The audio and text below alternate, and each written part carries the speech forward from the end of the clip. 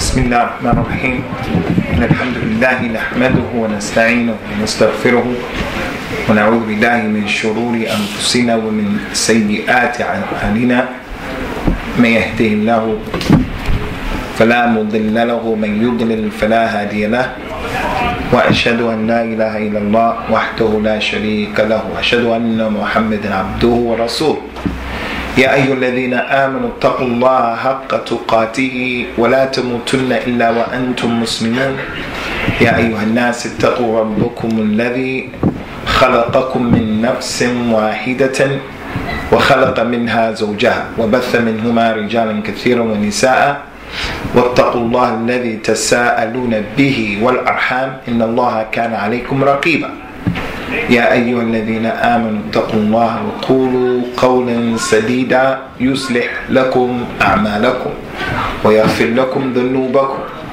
ومن يطع الله ورسوله فقد فاز فوزا عظيما أما بعد فإن خير الكلام كلام الله وخير الهدى هدى رسول الله صلى الله عليه وعلى آله وسلم تسليما كثيرا وشر الأمور محدثاتها وكل محدثة بدعة وكل بدعة ضلالة كل ضلالة في النار. Today in some of the calendars is the first of Rajab, and in other calendars tomorrow inshallah is going to be the first of Rajab, starting at Maghrib today. When Maghrib comes in today, then it is going to be the first of Rajab. So we're finishing with the month of Jamada Al-Thani. It's that month of Jamada Al-Thani. And now we're going to deal with, inshallah, the month of Rajab. And because Rajab is a special month in Al-Islam, in the Deen of Allah, we want to take this opportunity just to shed light on some aspects of what we perceive as being important issues to know the month of Rajab, because many people don't even know that it's Rajab anyway. So Rajab is one of the important months in Al-Islam, one of the important months. Allah Ta'ala has mentioned in the Quran, Inna iddat al-shuhuri inda Allahi ithna ashara shahran fi kitabillahi يوم خلق السماوات والأرض منها أربعة حرم ذلك الدين القيم فلا تظلموا فيهن أنفسكم. Verily, Jazakallah khair ya akhi. Verily, the number of months with Allah is 12. There are 12 months with Allah, and it was like that the day that He created the heavens and the earth. From those 12 months, 4 of them are sacred. 4 of them are sacred. They're special, and they have more sacredness connected to them than the other 8 months. Allah said in this ayat, this is the true religion, the deen that is qayyim. So don't oppress yourselves in those months. Concerning these months, these 4 months, the Prophet ﷺ gave us the tahdeed, and he named them for us, and he identified them for us in the authentic Sunnah.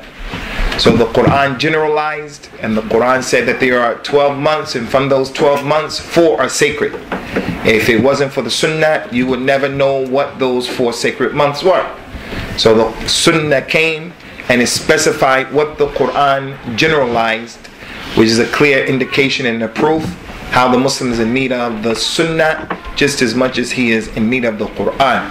The Sunnah explains the Quran. It elaborates and it elucidates what the Quran left as general.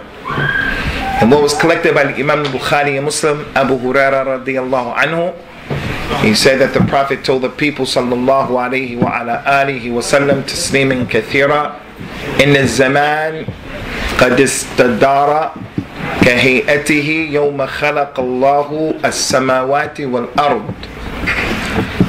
السنة 12 شهرا منها 4 حرم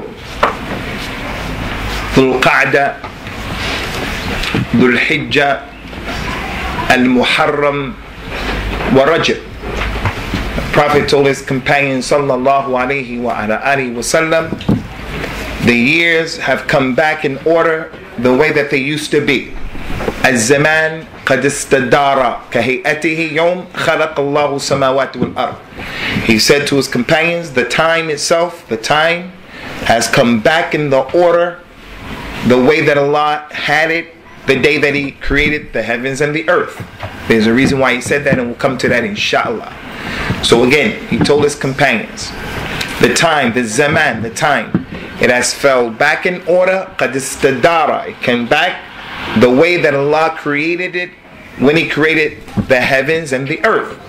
There are 12 months, and from those 12 months, He said that the year is 12 months, and from those 12 months, 4 of those months are sacred. And then He told them, ثَلَاثَةٌ مُتَوَالِيَاتٍ. 3 of them come in a row, and the other one doesn't come in a row. And then He went on to mention the 4 sacred months. The 3 that come in a row is the 11th month, Dhul Qa'dah. And then the 12th month, 11-12, Dhul Hijjah. That's a sacred month. And then obviously the beginning of the year, the first month is Al-Muharram. And then after Muharram, other months come. And then after those months come the last and 4th sacred month, which is Rajab. And that's the month that we're in right now. One of the 4 sacred months, Rajab. The reason why the Prophet said that, sallallahu alaihi wasallam, the reason why he mentioned that is because in Al-Jahiliyyah, the kuffar of Quraysh used to play games with the months. Allah Ta'ala mentioned this issue in Surah At-Tawbah, and He called it An-Nasi. An-Nasi. An-Nasi was the process where the kuffar of Quraysh, they used to respect warfare in the month that was sacred. They wouldn't fight in the sacred month.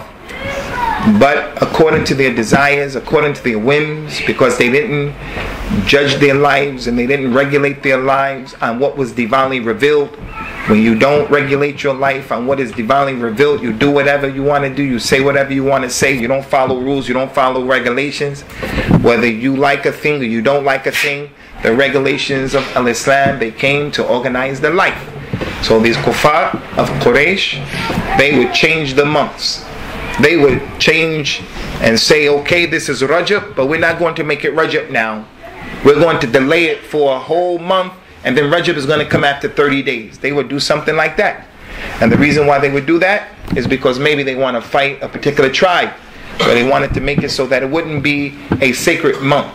So Allah Ta'ala said that this process that they did was ziyadatun fil kufr.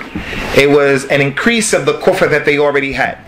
The fact that they were messing with the months and tampering with the days, Allah said it is ziyadatun fil kufr.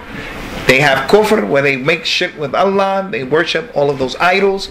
In addition to that, they took it upon themselves to play with the time, which is a proof and an indication in the deen of Allah. It is not permissible for Bani Adam to play with the time. Playing with the days, playing with the time is something that is exclusively for Allah subhanahu wa ta'ala. You can't have, where you have, like with the non-Muslims in the West, they have daylight saving time, where you put this time up or you put the time back. One of the reasons why they don't do that in the Muslim world is because of this issue. It was a practice of the people of Jahiliyyah. They used to play with the time. They would suspend a month, they would add days onto the month, they would subtract days from the month, they would do whatever they want to do. This is the month of Rajab, which is a sacred month. They would say, okay, this year is not going to be sacred because we're going to fight you people. So Allah Ta'ala described what they did in the Quran in Surah At-Tawbah, and He called this An-Nasi. An-Nasi. This is the process of playing with the time. And He mentioned, as I said, that this is ziyadatun fil kufr. This is an addition to their kufr. So the Muslims, we do not as an ummah play around with the time. And that's a hadith that the Prophet says, sallallahu alaihi wasallam, la tasubbu ad-dahr fa inna Allah huwa ad-dahr yuqallibu al-layla wa an-nahar. Don't curse the time, because Allah is the time. He causes the day to turn into the night and the night to turn into the day. So anyway, ikhwani, this is some of the background of what the kuffar of Quraysh used to do. There were some of them who respected the sacred nature of these 4 months. And from them is Rajab. There were things that they used to do in Rajab, and there were things that they didn't do in Rajab. one of the incidents that we want to bring to your attention is something that happened in the month of Rajab, and it's established, it really happened. The Prophet ﷺ sent some of his companions out on an expedition, and their Amir was the companion, the illustrious companion, may Allah be pleased with all of them. His name was Abdullah bin Jahsh radiyallahu anhu. They came upon a group of non-Muslims, mushrikeen, and they fought and they killed them. And it was during these days, they were not sure, was it Rajab or was it the month before Rajab? They weren't sure. So when those Muslims killed those disbelievers, the disbelievers from the mushrikeen started saying, the Muslims fought us in the sacred month. Look how bad they are. Look at this dawah and look at this deen. They don't respect the month. Although the kuffar themselves, they used to play with the months. They would say it's not sacred and they would fight the Muslims. They would say, this is a month we're going to do this, we're going to do that. We need some extra money, so we're going to speed the month up so the people can hurry up and come to Hajj so we can make money. They themselves used to play with the months. So when the Muslims fought against them at that time, it wasn't sure. Is it the new month? Is it the old month? The non-Muslims started to complain and they started to cry. Look what the Muslims are doing. Muhammad is claiming that he and his group are on the truth, and they killed people in the sacred month, which is a proof and an indication whenever the Muslims of today do crazy things like blow up people and kill innocent people. Naturally, non-Muslims are going to say, if these people had the truth, they wouldn't do something like that. If Muhammad ﷺ was sent with a religion that is truthful, that has mercy in it, an organization and navam and tanzeem, if that was true, then why are his followers acting like that? Because the kuffar of Quraysh used to make those complaints. But when they dealt with the Prophet himself, sallallahu alaihi wasallam, they didn't have any room, they didn't have any proofs to say that the Nabi sallallahu alaihi wasallam broke his contract, that the Nabi, he made ghadr, he gave you his word and then he went behind you and he stabbed you in your back. He never did that. And when these issues happen, like this story I'm telling you about, Allah revealed things in the Quran, cleaning it up or showing the reality of it. What's the reality of it here? Those kuffar started to complain, started to say in the Arabian Peninsula, the Muslims killed people who disagreed with them in the sacred months. And then Allah Azza wa Jalla, as a result of that, revealed some ayats from Surah Al-Baqarah. And we told you that the Quran, Ikhwani, is the most important science of Islam. If you want to be a student, then you have to start with the book of Allah, trying to memorize as much as you can memorize. Even before that, trying to get into an Arabic class so that you can learn how to connect the letters so that you'll be able to read the Quran and other things. But the goal and the objective is, I'm going to learn Arabic so that I'll be able to read the Quran. And if I learn how to read, I'll be able to memorize more easier. The Arabic is the key. So as I was saying, the Quran is the most important science. And the sciences of the Quran are many. And from the most important science of the Quran is the science, as we mentioned before, Asbabun Nuzul. Asbabun Nuzul. What does that mean, Akhi? The science of Asbabun Nuzul. What does that mean? How about you, my man? How about you, Akhi? Asbabun Nuzul. What does that mean? The reasons for revelation. The what? The reason for revelations. The reason. Asbabun Nuzul is the science of the Quran that tells us about the reason why this surah or the ayat was revealed. Something will happen and then Allah will reveal an ayat. Allah will reveal a surah or a number of ayat because of that particular thing. That's called Asbab al-Nuzul. Akhi Hamid, what is the benefit? What is one of the main benefits of this knowledge of Asbab al-Nuzul? It helps us put the ayat into its context. If you know the reason why the ayat was revealed, then you can only understand it that way, correctly. They came to the Nabi sallallahu alaihi wasallam and they asked him, tell us about the ruh. He said, I don't know. He didn't mention anything. He said, I don't know. He didn't talk based upon his own ideas. Some time went by and then the ayats came down. They asked you about the ruh. Tell them that the ruh is from the command of your Lord. That is why that ayat was revealed. Surah Al-Duha, وَالضُّحَى وَاللَّيْلِ إِذَا سَجَى. That was revealed because after the surah that came down before Al-Duha, a lot of time went by and no Quran came down. No Quran came down. So many months went by and no Quran came down. So the non-Muslims started saying, Ya Muhammad, you don't get any more revelation. No more revelation for you. So your Lord has left you. Your Lord forgot about you. And that ayat in Surah Al-Duha, Ma wadda'aka wa ma qala. Allah didn't leave you. He didn't forget about you. So the whole Surah Duha was revealed because of that. So anyway, ikhwan, that's an important issue that is going to reoccur in your life as a Muslim and as a student. So you have to remember that. Asbabun Nuzul, the reason why the surah or the ayat was revealed. And there are books that scholars wrote only about this. And from the best books that you can get in this is the book that was written by a Sheikh Abu Abdurrahman Muqbil ibn Hadi al-Wadi'i, rahimahullah. He has a book that he called Al-Musnad As-Sahih fi Asbab Al-Nuzul. He only took the authentic narrations of this issue. So one book, and he only mentions what is authentic. Because there are other books that mention a lot of narrations, but they're not all authentic. So that's one of the khidmas that Sheikh Muqbil gave to the Muslim world.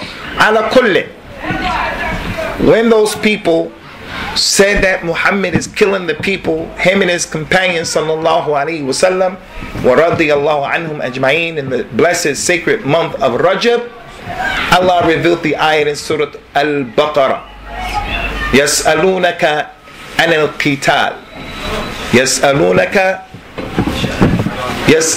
عَنِ الشَّهْرِ الْحَرَامِ قِتَالٍ فِيهِ قُلْ قِتَالٌ فِيهِ كَبِيرٌ وَصَدٌّ عَنْ سَبِيلِ اللَّهِ وَكُفْرٌ بِهِ وَالْمَسْجِدِ الْحَرَامِ وإخراج أهله منه أكبر عند الله والفتنة أكبر من القتل. They ask you, Ya Muhammad, about fighting in the sacred month of Rajab like your companions did, the kuffar and your Muslim followers. They want to know, what is the deal and what is the ruling of fighting in the blessed month? Allah said, fighting in those months are major sin. قِتَالٌ فِيهِ كَبِيرٌ. But what's bigger than that and worse than that are those people like these kuffar who prevent the people from coming to the way of Allah, to the religion. And the kufr that they have is bigger than fighting in this sacred month. The kufr that they have in Allah, the kufr that they have in what they do at the Masjid al-Haram, and also the fact that they expel the believers from the Masjid al-Haram of Mecca. That is bigger with Allah. And fitna is bigger than murder. Fitna here meaning shirk. Shirk is bigger than murder. So that's why that ayat was revealed. So the point here, Khwani, the month of Rajab, those kuffar of Quraysh, they used to respect this month. They used to see this month as part of what people had to consider as being serious and sacred, and they paid attention to it. It wasn't a normal month. And then when the Nabi came, sallallahu alaihi wasallam, the same thing happened. The Muslims always and all have always paid attention to the sacred months. All of the months during the year. But Rajab, a special month. The more good you do in this month, the better. The more evil you do in this month, problem. So he has to be cognizant of what he's doing, because that's what the ayah said in At-Tawbah. فَلَا تَظْلِمُوا فِيهِنَّ أَنفُسَكُمْ. Don't oppress yourselves in these months. So now that Rajab has come, those of us, especially East African Muslims, Kenyans, Tanzanians, especially some Somali, but especially Kenya and Tanzania and those areas over there, you start to see a lot of text messages and emails going around during these days about do this and do that, do this and do that, especially about tonight. So what are some of the ahkam of the month of Rajab? What are some of the things that we've been told to do in the month of Rajab? And as usual, ikhwani, because this is our minhaj, the minhaj of Ahlul Hadith, and I don't mean Ahlul Hadith just Jam'iyyat Ahlul Hadith, the minhaj of a Salafiyya, and I don't mean a Salafiyya just some kalam Salafiyya, talking about the justice and the application of the Salafiyya. I'm not talking about the Hizbiyya of certain Salafi. I ain't talking about that. from the way of Ahlul Hadith is believing only in that which has been authenticated, that which is authentic. So what are some of the ibadat and the ahkam that have come to us from the Quran or the Sunnah in regards to the blessed month of Rajab? What comes and it is authentic? A lot of things are being claimed, like tomorrow, the salat. There is a salat that they say, there's a hadith, when the first Friday of Rajab comes, there is a salat called Salat al-Raghaib. It is the salat that Sufis do wherever you go in the dunya. Rajab is a big day for the Turuq al-Sufiyah. It's party time for Sufis wherever you go, especially in Turkey, but in Yemen, wherever you go. This is a big month and a big time. And they rely upon fabricated ahadith, weak ahadith that are not supported. They do not measure up to the critique of what the ulama al-hadith have mentioned. So on the first Friday night of Rajab, there's no salat of al-Raghaib. This salat, they say you have to read Qul Huwallahu Ahad 100 times in each position.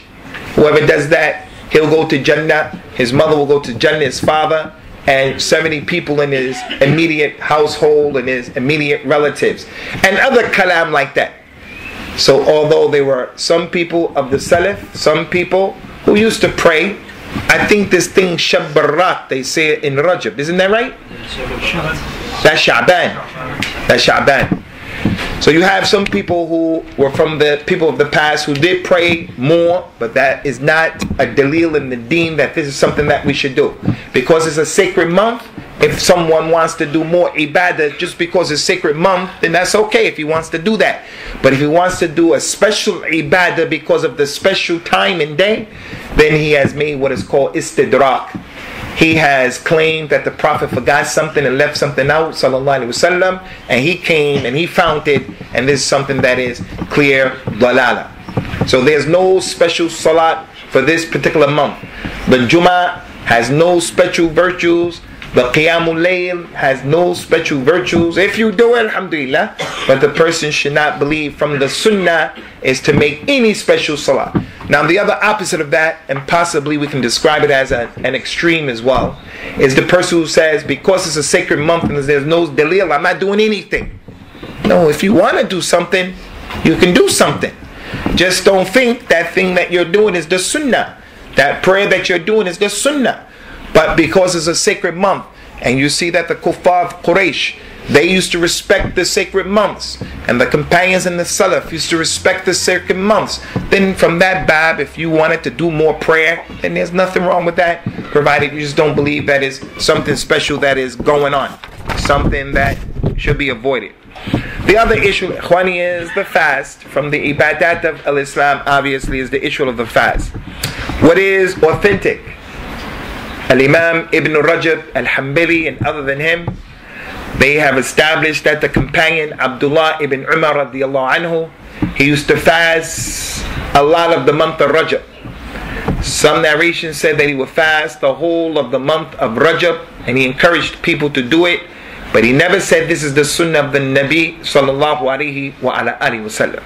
So again, there is no authentic sunnah to fast because it's the sacred month of Rajab. There's nothing established in the religion about that. Nothing at all. But again, just like the salah, if a person out of respect, he says, I want to get close to Allah Azza wa Jal, I want to glorify Allah and reverence Him in this month that He, subhanahu wa ta'ala, chose to be one of the 4 sacred months that He said don't oppress yourselves in it. Then I'm going to fast on Monday and Thursday, and I normally don't fast on Mondays and Thursday, no problem. I'm going to fast during the white days. I normally don't do that, but I'm doing it because it's a sacred month. Inshallah, I get a bigger reward. Then inshallah, there's reward in that if you're going to fast. The fast that you missed in the month of Ramadan, the lady still owes some days this month. She wants to make them up because they're sacred, no problem. She wants to make them up in Sha'ban, no problem. If she wants to make it in this month because it's sacred, no problem. The issue is, don't think because it's Rajab, there's some special fast. Again, just like Salah. So there's no Salah and there's no fast. Now we come to the other issue, the issue of a zakat. Now this is important because I don't know, been researching for some time, trying to figure out why is it that many people think that a zakat should be paid in the month of Ramadan only. That's when the people take their zakat and they give it. Most people are like that. The Masjid is asking people, give me your zakat money. We're going to distribute the zakat money in the month of Ramadan only. When in reality, the zakat money is due from the time that you had that money for 1 year and you had enough money, then that's when you should give that zakat. You shouldn't give it in Ramadan. If you have the money right now, and the year didn't come until next year, this time Rajab, you don't have to give zakat money in Ramadan after a few more months, because the whole year didn't transpire yet. So it's from the time that you have the money in your possession. You have 10,000 pounds in your possession right now. That 10,000 pounds stay with you from now until next year. Today, next year, inshallah, is the day you pay that money. Not in the month of Ramadan, which is only a few months away, inshallah. So I don't understand. Other than the people say they give their zakat in the month of Ramadan because it is a blessed month. Sadaqah in it is increased. The doors of Al-Jannah are open. The dua is accepted. The fuqara and the masakin, they're really needing issues be solved during this month. But everybody should know, you as an individual, you're working, you have money. You have $200 in the bank, 200 pounds in the bank. You don't have to give zakat every week. When I became a Muslim, that's what they used to tell us. Every week at Jummah, you have to give so much money from how much you make. You make $550 every week. You have to take 2.5% of that and give it to the masjid every week for a whole year. You don't have to do that. If you have enough money, you pay it. But if you only have $200, 200 pounds, you don't have to give zakat on that 200 pounds because it's not enough.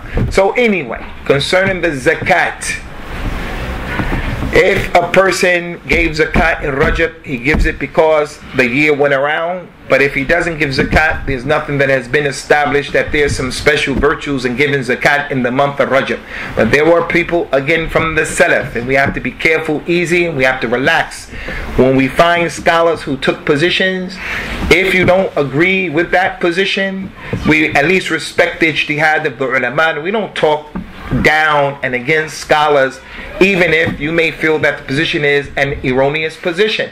We say everybody is from Bani Adam, and all of Adam's children, they make sins, they make mistakes, but we don't ridicule and we don't put down and talk down about ulama and put ourselves up in the process. So there are and were some scholars who said if you give the zakat in the month of Rajab, then it's going to be something that is going to be beneficial. There's another issue, ikhwani, in Jahiliyyah, in the month of Rajab, the Kuffar Quraysh, who believed in Allah, they used to collect their money and they would distribute the money to the poor people in the month of Rajab. And they called that process in Jahiliyyah Al-Atira. Kuffar of Quraysh, before Islam, in the month of Rajab, they used to respect it, they used to appreciate it, they used to look at it as being sacred. They would gather up their money and they would go to the Kaaba, and other than the Kaaba, and they would distribute their money in the month of Rajab upon those people who need it from their countrymen and from their brethren and from their relatives. Because of that practice, some people now in Islam, they say this is a good thing to do. Give your money in the month of Rajab. But the Prophet ﷺ came and he told us in an authentic hadith, La atira. La atira. There should be no atira. None of this stuff should be given. Meaning, the meaning of that is that the person should not look at this month to give the money like the Kuffar of Quraysh. It doesn't mean you can't give any money, but don't try to get close to Allah Azza wa Jal by singling this month out like they used to do. Due to the hadith, من تشبه بقوم فهو منهم. Whoever resembles a people, he is from those individuals. So that's not from the ahkam of the blessed month of Rajab. Lastly, from the arkan of al-Islam, the fifth and final one, the fourth one of actions, salat, zakat, fasting, Now we come to the issue of, did we mention fasting? Now we come to fasting. Did we mention fasting? Abdullah ibn Umar used to fast. Abdullah ibn Umar used to fast during this month. We come to the issue of making umrah. Because if someone is making hajj in Rajab, he needs to get his head checked. Hajj is only in Dhul Hijjah. But he can make umrah in the sacred months. Allah allowed the person, if you're going to make the hajj that is called a tamattu'. There are 3 types of hajj that you can perform. Hajj is the 5th pillar of al-Islam. The institution, the house, the structure is built upon the arkan, the pillars. One of those pillars is hajj. Many people don't have an idea about the ahkam of al-hajj and how to do it.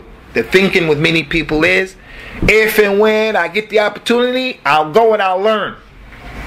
Whereas the people of the past, even if they didn't make hajj, they would take the time out to get at tafaqquh and fiqh and comprehension about the ahkam of al-hajj. And that's because of its importance. It's a pillar of al-Islam. There are 3 types of hajj. We're not going to go into all of them, other than just to mention them. The first hajj is the hajj of ifrad, where the person only makes hajj by himself and that's it. That's all he does, it's just hajj. The second one is called al-iqran, where he makes umrah first and he makes hajj. But the umrah that he makes and the hajj that he makes, the umrah first and the hajj, he does it right before the day that hajj begins. He does umrah first and he never comes out of his ihram. He keeps his ihram on, and after making umrah, he starts doing the hajj with his ihram on. And then the third and final type, and it's the best one, it is called at-tamattu'. The Prophet said it was the best type of hajj, at-tamattu', but he didn't make this hajj. He said after he performed hajj, if I knew what I knew now, I would have done something else. So he didn't make a tamattu'. A tamattu' is the hajj in which you make umrah and the hajj. But the difference between this one and the second one, iqran, is that you can go in the sacred months to perform your umrah and then come back home. So now in Rajab, you want to make hajj this year? If you go to Mecca right now in this month and you make umrah, your niyyah can be, I'm coming back for hajj. So you make the umrah in this sacred month. You make the umrah in Dhul Qa'dah. You make the umrah in Muharram, the beginning of this year. You could have made it in Muharram. But you're going to have to make the hajj that year. Now you can't, if the person's niyyah is to make hajj, then he's going to make umrah, obviously. This is established in the deen of Allah, to perform the umrah in this month, especially the umrah for tamattu' from al-hajj. Now there's a side point that I want to bring to your attention about this tamattu'. The Prophet told us that the best hajj was a tamattu', but he didn't do it. One time Abdullah ibn Abbas, he was sitting with some people, and the people, they questioned him, Ya Abdullah ibn Abbas, what is the best hajj that a Muslim can make? He said, the one of a tamattu'. Those people, when they heard him say that, they said, what's the dalil? He told them a number of proofs that the Prophet said, sallallahu alaihi wasallam, the best hajj is the one in which you keep saying labbaik Allahumma labbaik and you become hoarse, and the one in which you shed the blood, at-tamattu', you slaughter for that tamattu'. They said, but Abu Bakr and Umar, they didn't say that. Abu Bakr and Umar, they weren't of the opinion that tamattu' was the best one. They said that iqran was the best one. Abdullah ibn Abbas said, I tell you people, the Prophet ﷺ said at-tamattu', he says something, and you tell me Abu Bakr and Umar said something else. And that was the way that the Salaf used to be with educating the people. This is not about my sheikh said this and my sheikh said that, my madhab said this and my madhab said that, the sheikh said. He said, I tell you Abu Bakr and Umar said something, and you tell me I tell you that Rasulullah said something, and you tell me Abu Bakr and Umar. You can't get any better than that. You can't get any better than that. So you young brothers, try to remember this authentic athar, this incident. People will tell you, but the sheikh said this and the sheikh said that. and that is like revelation that came from the sky. Even if your father happens to be the sheikh, or that's your father's opinion, or that's your teacher's opinion, and the proof is against that, don't say to someone, but the sheikh said this and the sheikh said that. If Abdullah ibn Abbas said about Abu Bakr and Umar, then what about your sheikh? Your sheikh, he does not compare in the mizan with Abu Bakr and Umar. With Abu Bakr and Umar. So during this time, Ikhwani, in this Rajab, those of you who want to perform the Hajj this year, it is highly recommended and it is permissible for you to perform your Umrah for Tamattu' this year. You can do that this month, and then go back later in Dhul Hijjah, inshallah, right before Hajj starts. Or when you get there, you don't have to do anything once you get there. But when the Hajj begins, then you can just go straight into your ahkam of the Hajj. Aisha radiallahu anha, she heard Abdullah ibn Umar radiallahu anhu say that the Nabi sallallahu alayhi wasallam, he made Umrah in Rajab. Aisha said, I don't think he made Umrah in Rajab. I don't believe that. But every Umrah that the Prophet made, Abdullah ibn Umar was with him. Meaning, he knows better than Aisha. He knows better than anyone else. So Abdullah ibn Umar radiallahu anhu, he established that it is from the Sunnah of the Nabi sallallahu alayhi wa sallam. Inshallah, that's in Al-Bukhari. It is from the Sunnah to perform Al-Umrah in the month of Rajab. So if you don't want to go for Hajj this year, you still can go for the Umrah, and it is highly recommended in this month. As for some of the things that happen in the month of Rajab, what are some of the things that happen in the month of Rajab? One of the things that they say is that the Prophet was born in the month of Rajab. That is a famous position. Some people think that the only position, he was born in Rabi' al-Thani, the 12th of Rabi' al-Awwal. Some people, that's the only day that they think. Some scholars said he was born in Muharram. Some said he was born in Ramadan. Some said he was born on a different day from Rabi' al-Awwal. And some said he was born in the month of Rajab. It's not authentic. We don't know. Can't say it's not authentic. We don't know when he was born. What month? We don't know when he was born. So that's not authentic. There are some people who celebrate the Mawlid al-Nabawi. The Milad al-Nabawi is this month for some people. This month for some of the people. Also, from what it is said is that he was sent as a Rasul in the blessed month of Rajab. Some said he was sent as a Rasul and a Nabi in the month of Rajab, the 25th or the 27th. Even if that's true, and it's not something you can bet your house on, figuratively speaking, it's not something we can emphatically establish. Even if it's true, it doesn't mean that you do something on the 25th or the 27th, even if it's true. And the reason why we won't do anything on the 25th, 27th, because he was sent this month, even if it's true, because the companions didn't do it, radiyallahu anhum. And what they didn't do as a form of worship, it's not a form of worship for us. Now all you have to do, ya akhi Abdullah, is just travel through the city of London and go to some of the different masajid in this month, and you'll find, from what I'm mentioning, different manifestations of what Muslims are doing from these things that are being mentioned. So if you happen to run across something like this being said or being done, and you get a text message or something, you just ask the person, where's the dalil for that? This thing that you do, I heard it's not authentic. And in our religion there is a principle that comes from a hadith. He says, sallallahu alayhi wa ala alihi wa sallam, if people were given in accordance to their claims, then people would claim the blood, the lives, and the property of other people. Al-bayyina ala mudda'i wa ala munkar wa ala man ankara al-yamin. It's a principle. He said that the burden of proof is upon the one who makes the claim. Someone tells you something, so-and-so stole my thing. The Prophet said in the regulation of Islam, not in Jahiliyyah, do what you want to do, say what you want to say with your enemy, your friend, just do what you want to do. He's your friend, so bend the rules. Someone says that your friend stole something, you're going to say, astaghfirullah, don't say that, you're going to defend him because you're your friend.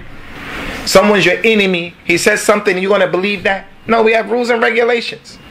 The Prophet said if the people were given in accordance to their mere claims, I'll come and I'll say, this is my laptop. That's a claim. So just because I said it, you're going to give me the laptop?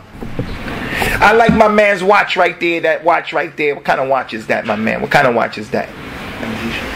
What? Mogadishu. I say, that's my watch. That's my watch.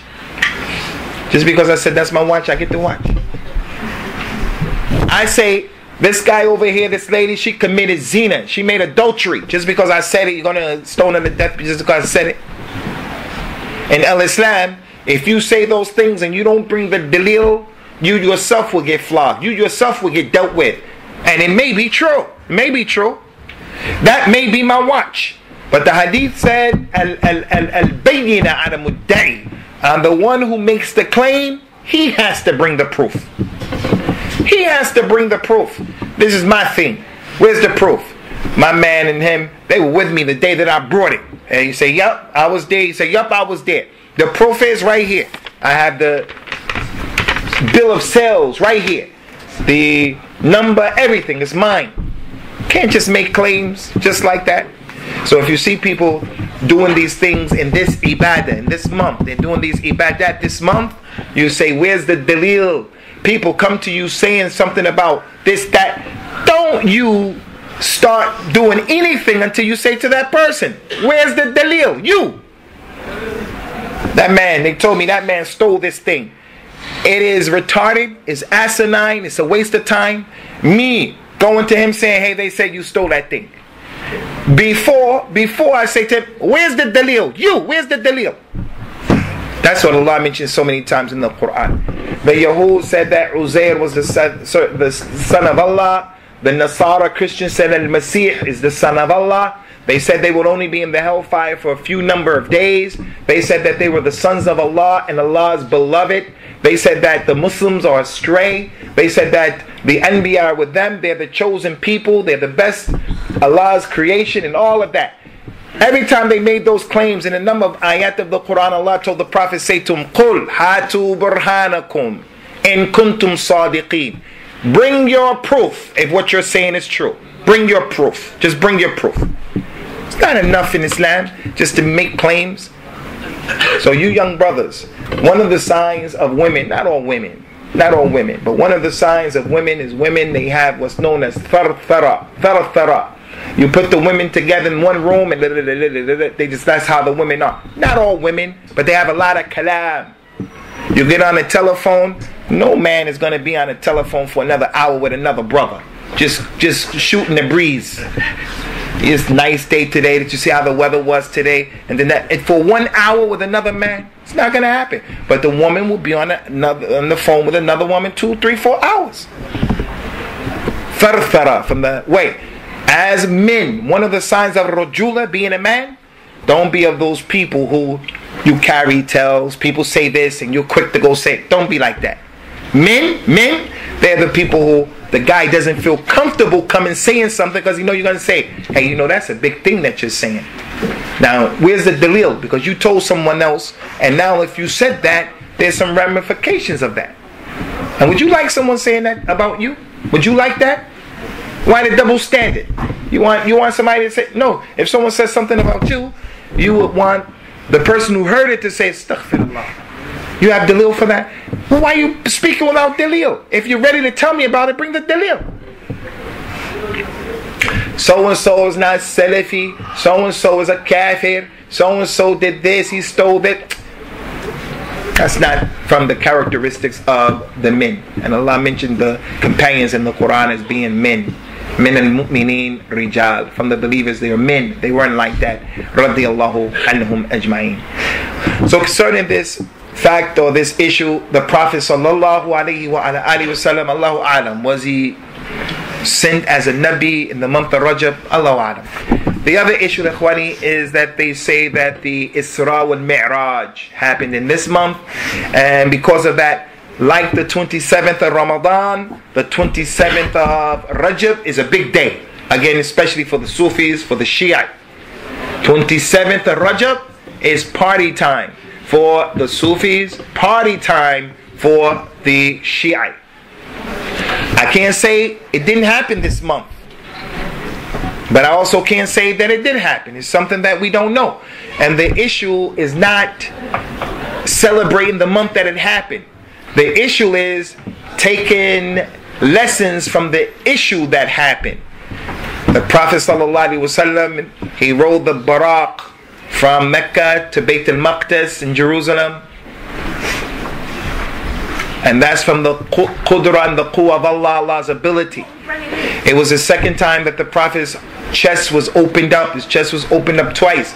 Once when he was a young child, his chest was opened up and his heart was taken out and it was cleaned in preparation for him to live a good life. And he never did anything that people could say when he was young, you did this, you did that. Like some of us, all of us. When you're young, you smoked a cigarette. When you're young, you stole from your mother's money. When you were young, you did something. Everybody.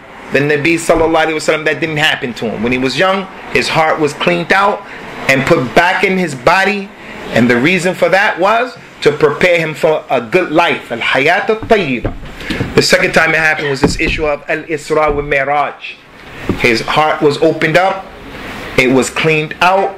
He was given a choice to drink from the khamr or the milk. The Nabi chose the milk. Jibril said, you chose the fitra. You chose the correct thing. Khamr is a problem, and other than that. And that second heart operation was given in preparation for the journey of Al-Isra wa Mi'raj. To travel on that animal requires some strength. You go up in the air right now in the airplane. Naturally, we don't see what's going on, but there's air pressure in the cabin. If you go up, your insides will get crushed. If you go in the water and you go down, your insides will get crushed. So you have to go in some vehicle. You go in the airplane. Inside of the airplane, every time you go up, there's oxygen coming out so that your chest doesn't get crushed. The Nabi made that trip, sallallahu alaihi wasallam, without any oxygen, without anything, because Allah does whatever He wants to. That's the lesson from Al-Isra wal Mi'raj. Not having a party, passing out candy and sweets. That's not the point. He went on every level of the Jannah and he met different prophets. And he saw different things. One of the things he saw when he went for the Isra wal Mi'raj, when he went for the Mi'raj, he said, I never went past a group of angels in the sky except that they say, Ya Muhammad, tell your ummah to do the hijama, because the hijama is a cure for every disease. So our ummah knows the importance of the cupping, because that's what happened when he went. He went past a group of malaika, and with them there were some people who were getting their faces scratched and their chests, they were scratching with long copper nails. He said, Ya Jibril, who are those people? He said, those people who are doing that, they're the people who talked about the Muslims unjustly in their honor. He said, he stole the money, he get high, he make zina, she's lewd, people who say that, that's the point of Al-Isra wa Mi'raj. Not having a party in Rajab. So, Ikhwani, the issue of Al-Isra wal Mi'raj, Allahu A'lam, did it happen in Rajab? You have to say to people, give us the proof of that. Also from these issues, Ikhwani, is the dua. There's a great scholar in Islam, like Al-Imam Al-Suyuti, but he was before Suyuti, Ibn Abi Dunya.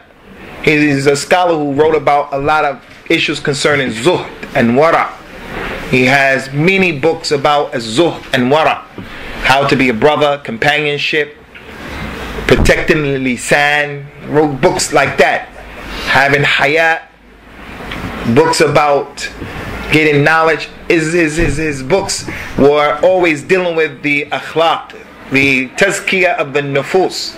He wrote a book called Mustajabu Dua. Those people who dua, it was accepted. And he went as far back as Jahiliyyah. How the kuffar of Quraysh before Al-Islam, they used to make dua to Allah in the month of Rajab to protect them from different things, because they believed in Allah. They made shirk, but they believed in Allah. So they used to worship Allah and make more dua in the month of Rajab out of respect for Rajab. And Al-Imam Ibn Abi Dunya brought some proofs to show that some of them were famous for having their dua accepted at that time. And it is possible. The Prophet says, sallallahu alaihi wasallam, that the dua is accepted from a person who's oppressed, even if he's a kafir. Another narration said even if he's a fasiq, an evil person, an evil doer, Muslim, he gets high, smoke crack, do whatever he do. But when he's oppressed and he makes dua, Allah could accept his dua. So the kuffar of Quraysh, they used to make dua in the month of Rajab. They used to make dua in the month of Rajab. So from the text message that you may get, the text message that says, if I harmed any of you, I don't know, my leaf may fall during these days of Rajab, so please forgive me. And people ask other people to forgive them in the month of Rajab. That's more closer to what those kuffar of Quraysh were doing. They use as a dalil, some of the Muslims, the statement of Allah in Surah Al-Ra'd, يَمْحُ اللَّهُ مَا يَشَاءُ وَيُثْبِتْ وَعِنْدَهُ أُمُّ الْكِتَابِ. Allah, He wipes away whatever He wants to wipe away, and He establishes whatever He wants to establish. So if a person did sins, Allah can wipe that away. That's the point. Anyway, the Muslim should make as much dua as possible, full stop, point blank, period. So whether it's Rajab or not, dua is something that should be made. If a person wants to take this opportunity to make more dua, it's okay. Just don't think that there's some special favor that the Prophet said, sallallahu alaihi wasallam, the dua in Rajab is accepted. Lastly, after all of that, Khwani, there is that dua that they said that the Prophet said, Allahumma barik lana fi Rajabina wa sha'banina wa ballighna Ramadan. Oh Allah, bless us in this Rajab and bless us in Sha'ban and bring us Ramadan. Tomorrow, Friday, inshallah, a lot of khatibs use this hadith that the Nabi said this. He used to make dua. From his sunnah is to make the dua, bless Rajab for us, Sha'ban, and bring us Ramadan. Although we say this dua, may Allah bless us in Rajab and bless us in Sha'ban and all of the other months, and may He bring us into Ramadan, Salimin, Salihin, Mu'minin, Muttaqeen. Nonetheless, it's not from the sunnah. That hadith is not authentic. There are weak people in the hadith. A man in particular, Al-Imam al-Bukhari, said his hadith are munkar. So in closing, Ikhwani, we just remind you, this is the month of Rajab now or tomorrow. This is the month of Rajab. So we have to have a heightened sense of awareness for this particular month and know what we're doing and know what we shouldn't do. Okay, for 5 minutes, inshallah, if you brothers. What time is Salat al-Maghrib? What time is the Adhan? Anybody know? 20 past 9. Okay, we're going to meet Maghrib here anyway. So if you brothers have any questions, inshallah, you can put your question forward and remind me today, and other than today, if I don't repeat the question, I've been told to repeat the question so that people can hear what the question was and not just the answer, those who are not looking at us right now. You brothers have any questions? Yeah, we're going to let Brother Hassan do the announcement so you guys don't run away and escape. Assalamu alaikum. Just for all the brothers and sisters to know that Masjid Sunnah are doing a Ramadan Umrah package. So there's only 60 spaces left. It's very good value. There's a lot going on. Obviously the food's fully covered, the visa, Mecca, Medina, Jeddah, 7 nights here, 21 nights there, Laylatul Qadr here, Eid there. Everything's covered, inshallah ta'ala. Minimum age is 13. There's a few spaces, so it's first come, first serve. Please only go to Abdul Razak or Hanat. There's a lot of going on, a lot of qualities around. So only go to Abdul Razak or Hanat or Alim Dawood, inshallah ta'ala. Bring your passport, 2 passport photos and your full money by the 10th of June, inshallah ta'ala. It's very good value, and that you have an excellent experience, inshallah ta'ala. The prices, the good value prices, you have to go and ask Hanad about, inshallah ta'ala, or Abdul Razak, but it's very, very good value. Bilal, did you hear him? Bilal? Friday, inshallah ta'ala, the itikaf for the brothers is on, so please come get permission from whoever you need to get. Come see what he doing. If you need permission, and the brother Ahmed Samadi will be doing that. On Saturday, the 1 Dawah class is on, inshallah ta'ala. Sisters from 3:30 till 4:30, brothers from 6 till 7. Please come along, bring your non-Muslim friends and whoever else you might know, inshallah ta'ala. Jazakallah khairan. Assalamu alaikum. Salam. Okay, Ikhwani, a few brothers. Sulaiman. Just hit him off and just see what's his program. Inshallah. أخي تفضل أخي الفاضل حامد أحمد الله إليك. As far as Muharram matter concerned in this month, apart from the qidah that Allah subhanahu wa ta'ala mentioned, are there any that we should be aware of? Like in Pakistani culture, obviously we don't know of any evidence, but they wouldn't get married in some of these months. They want to. They wouldn't. Aywa, the brother's asking about the things that are impermissible, what some of the people think is impermissible. Like some cultures, they don't get married in the month in the 4 sacred months. People don't get married, and this is true to a certain extent. You shouldn't get married in the days of al-Hajj. If you're performing Hajj, you can't get married, nor can you marry someone off. You yourself can't get married, nor can you marry someone off, as the Nabi says sallallahu alayhi wa ala alihi wa sallam, al-muhram la yankihu wa la yunkah. The one who has ihram on, he shouldn't get married, nor should he marry his sister off, his daughter off, his mother off. He shouldn't be the wali if he's making Hajj. But if he's not making Hajj, you can get married in the sacred months of Al-Islam. You can get married in Dhul Qa'dah, Dhul Hijjah, Al-Muharram, and in Rajab. You can get married in those months. Even the month of Ramadan, you can get married in Ramadan.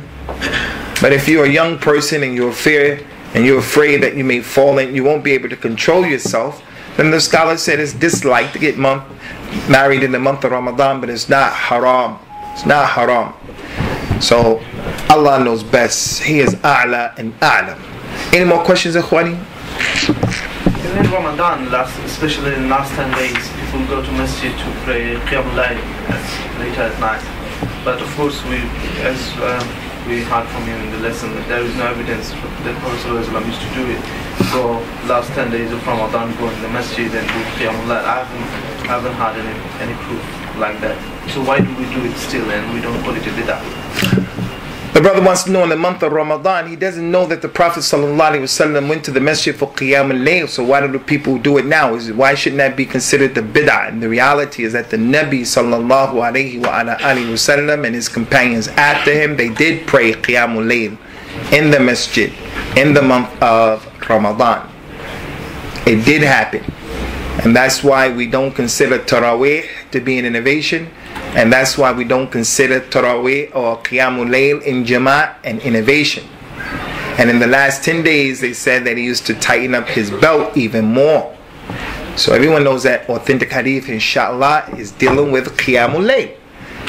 The hadith in which the Nabi al-Mustafa al-Amin al-Aqib sallallahu alayhi wa sallam, he came out at nighttime, he went to the Masjid and he prayed, and the people who were in the Masjid got in the Jamaat behind him and prayed. The next day he went out again, more people went out and they prayed with him Qiyamul Layl in the month of Ramadan. And then the third night, many people were in the Masjid and they were waiting for him to come out, and he didn't come out. And as you all know, inshallah, in the morning time after Fajr, he said, I saw you people waiting for me to come out, but I didn't come out because I was afraid if I came out, Allah would make this salat wajib upon you and you wouldn't be able to do it. So he was sent as a rahmah. So we don't say that Qiyamul Layl, Tahajjud is an innovation, because we have that precedence from our Nabiyyu sallallahu alayhi wa ala alihi wa sallam. Good question. Any more questions, Ikhwani? This brother is the prince from Ghana, right here. No. I have recently saw one sister from my family who do kintes. With what? With kintes, like the way they fingernail polish. Yeah, and she doesn't used to do that. When I asked her why, she said somebody told her that washing your hands in wudu is not fard, it's sunnah. So the person told her that she can use kintes to perform wudu. One. Second, concerning the fingernail polish in the wudu, can a woman wear that fingernail polish? Because some lady heard that you can put fingernail polish on because it's not farl to wash your hands in the first place for wudu. This is not correct, and it is speaking about Allah's religion without any knowledge.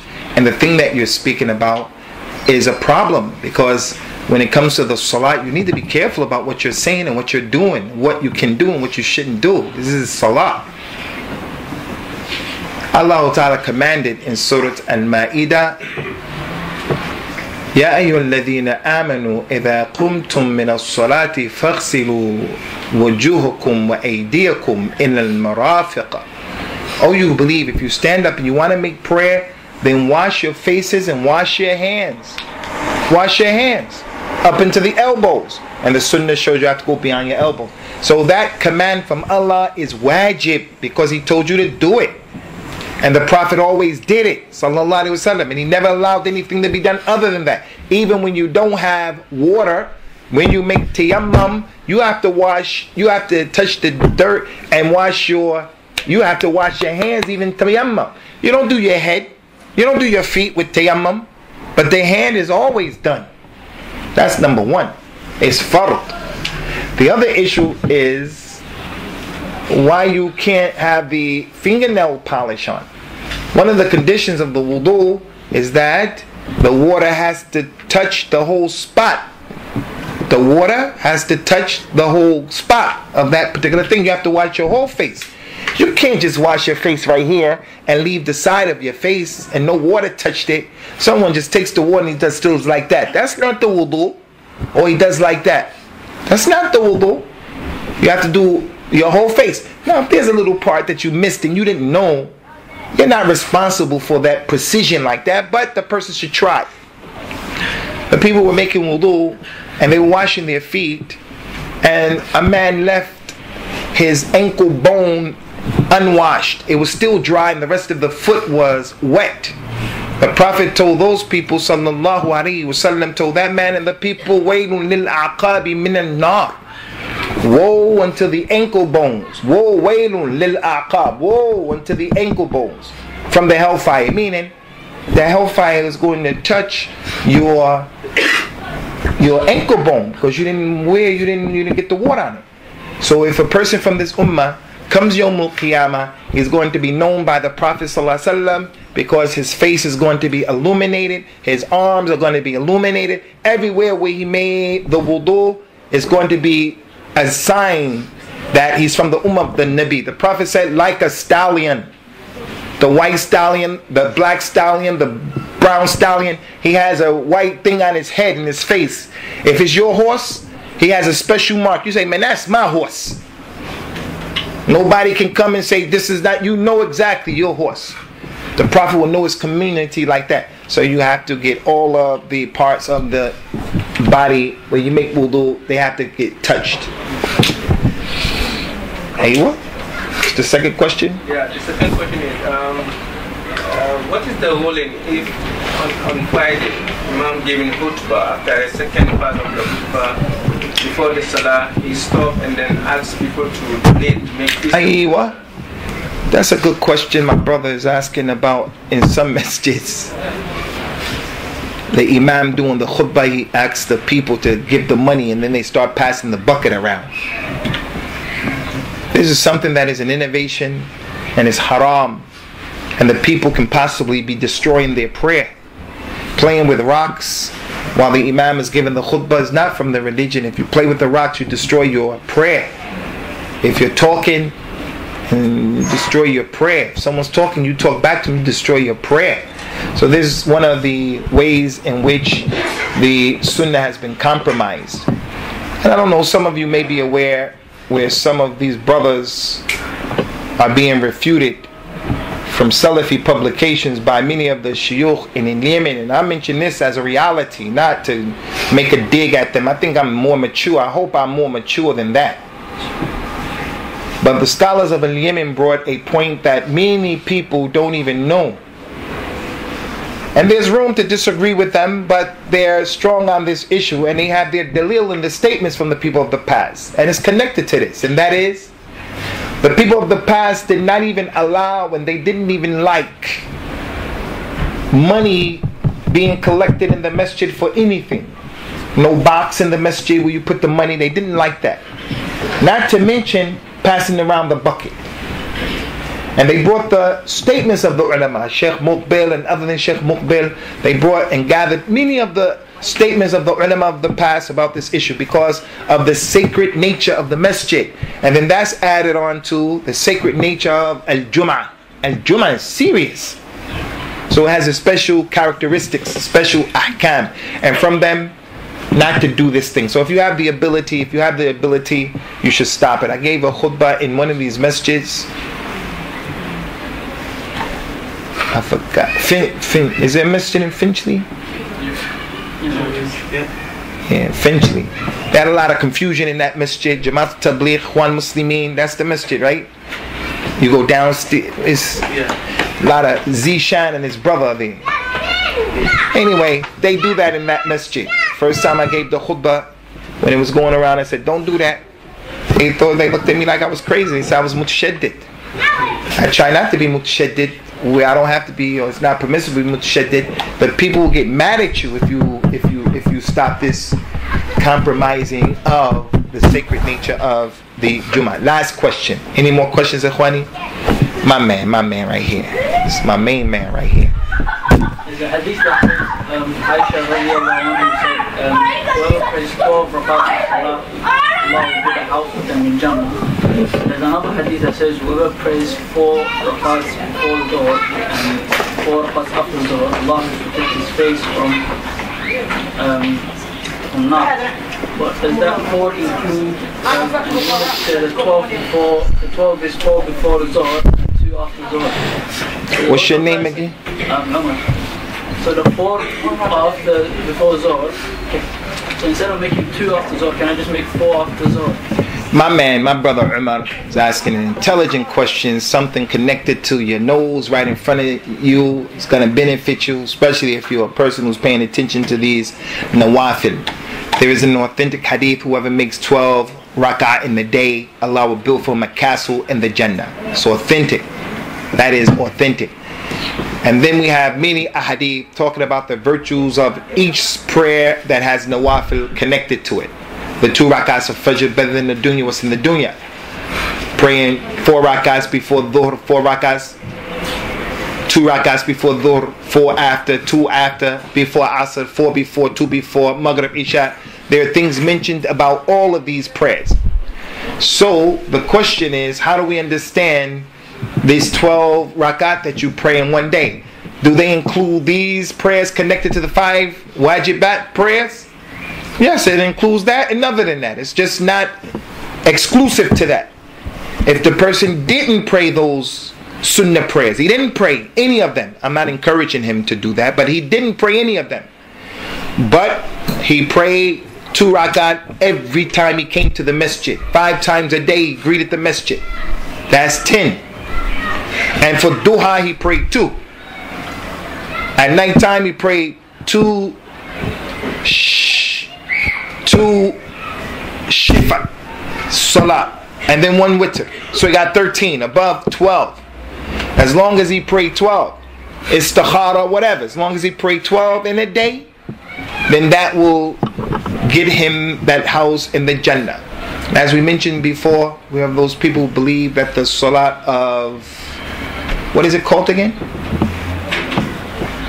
Subhanallah, walhamdulillah. Salatul tasbih. Salatul tasbih. If a person made that particular prayer, then it will be included in there, inshallah. May Allah make us of the musalleen, haqiqiyin. Okay, akhwati fillah, we're going to stop here, inshallah. We want to remind you guys in Birmingham, we're going to have that Sheikh Adnan Abdul Qadir that's going to come in to Birmingham, I think in about another 2 weeks or something like that. So as usual, you brothers are always invited, and if and when you do come, what you have to do is let me know before you get there, so that we can try to make your stay, inshallah, comfortable and easy to get benefit. Subhanak Allahumma wa bihamdika wa ashhadu an la ilaha illa ant astaghfiruka wa atubu ilayk wa la hawla wa la quwwata illa billah.